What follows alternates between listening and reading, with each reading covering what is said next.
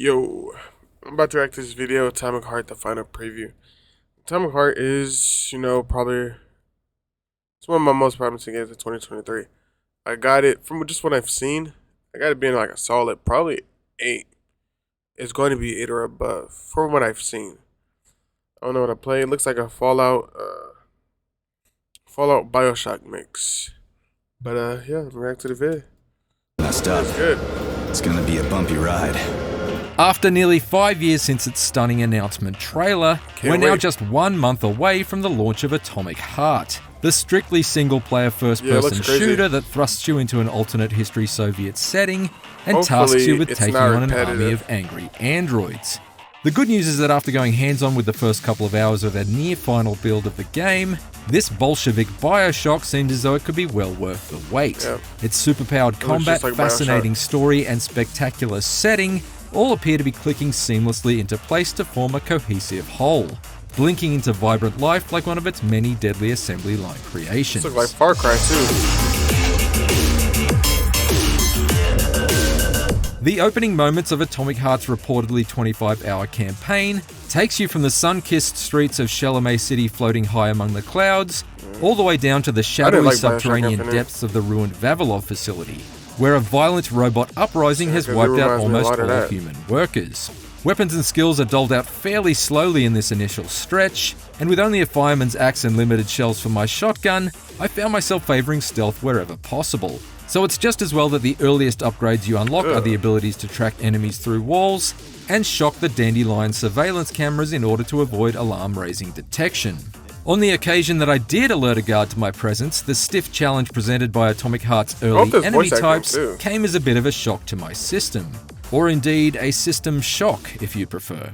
These resilient Terminator types ignore cover in favour of making a beeline to deliver you a beatdown. And even if you manage to circle, strafe and dash in order to create some distance, they're still liable to open up their animatronic maws and blast hot laser death in your direction.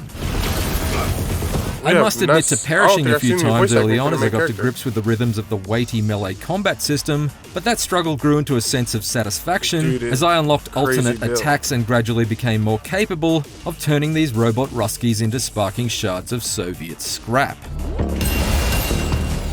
As I explored deeper into the darkened corners of Atomic Heart's first facility, I was pleasantly surprised by numerous examples of intelligent design. Rummaging through corpses and cabinets for ammo and crafting materials is a cumbersome yet necessary evil in most other first-person shooters. So being able to swiftly vacuum up a room's worth of items with a wave of your AI-enhanced glove, like you're sucking up gold coins from a level in Luigi's Mansion, is a welcome time saver.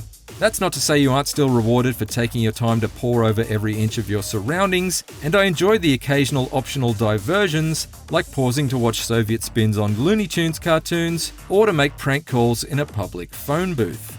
Is your refrigerator running? It's personality. And it's coming to get you, kid. Oh, crap. Of course, if you're going to fill your game with mechanical maniacs, then you're going to need a soundtrack that's equally heavy with metal. And as a big Doom fan, I was delighted when composer Mick Gordon... You know what this thing looks like? Hold on.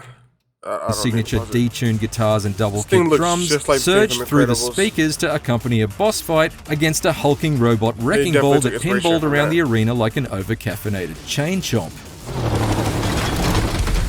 Gordon's ability to masterfully pair head-banging riffs with headshots like some sort of first-person shooter sommelier is not to be understated, and Atomic Heart's more intense action sequences are made all the more invigorating as a result of his involvement.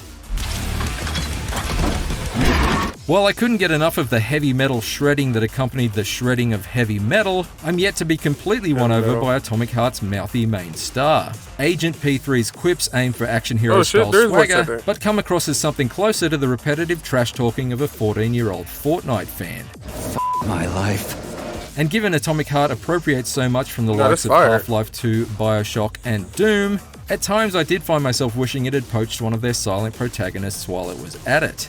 How do you like that, gearhead? How do you like that, gearhead? I did at least appreciate the bluntness of your AI partner, Charles.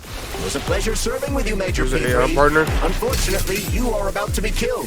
There's also a slight concern that the wide open spaces in between Atomic Heart's 5 main facilities may be lacking in interesting things to discover. While I Maybe. definitely enjoyed I thought it testing was out my story-driven. electroshock and force slam abilities on groups of patrolling sentries, Like, you know, like just and then follow frantically this way, scrambling to keep take going this down the way. repair bots before they I know, could resurrect their it tin looks can open world kind of comrades, thing. I couldn't help but notice that my surroundings were seemingly populated by the same handful of farmhouses and drivable vehicles in the short amount of time I spent exploring one corner of the overworld. This is in contrast to the opening of the game in Chalamet I wouldn't be City, doing none of which that, looks dense with unique detail but can only be experienced in a very linear fashion. That said, even if the open world area does merely serve as a place to blast robotic hordes to bits in order to farm for spare parts to craft with, it seems like there will be enough creativity contained within Atomic Heart's main facilities to sustain the adventure. story. From underground labs with bodies of water suspended in air that you can swim through in order to quickly evade attackers, and various puzzle rooms to neatly take advantage of your growing suite of glove-based powers. What do I do now? Lug this to the boiler myself? My short time with Atomic Heart definitely left me with my curiosity piqued and my pulse racing, and if it can sustain its intrigue and ingenuity for the full length of its journey, it could be something very special indeed. For more previews of upcoming games, check out our hands-ons with Sons of the Forest and Fire It doesn't look Emblem like it did Engage. anything crazy And for everything or new. You know, it just looks good. It just looks like a promising game. Nothing too crazy. Looks like you're gonna have a good time. But that's the new video. You know, let me know in the comments if there's any other videos you want me to see. If I'll react to them, if they're game based. You know, movies. I like movies too. But peace, and I'll see you in the next video.